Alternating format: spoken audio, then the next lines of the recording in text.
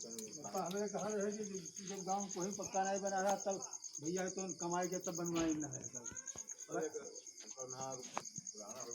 पुराना तो होगा कटे लाग है ना नीचे बहुत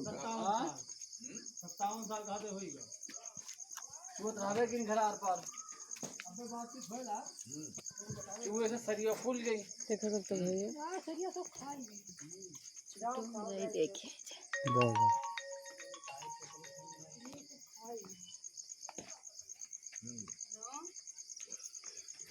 ना लो चलिए भैया तो मेरी ड्यूटी करेगा अरे सुबह ड्यूटी कर रात ना रह जाते जो कोई तो टाइम नहीं अरे ये हम बचा लिए तू कहाँ है हम उठ के बैठे रहे सारी बैठे ही ना जैसे हम उठे नो चाहे वो करिए जब वो हर गन बैठे तो अपनों गाँव में बैठा ये जानत रहा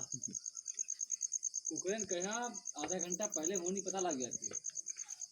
यही सोचा था कि उठे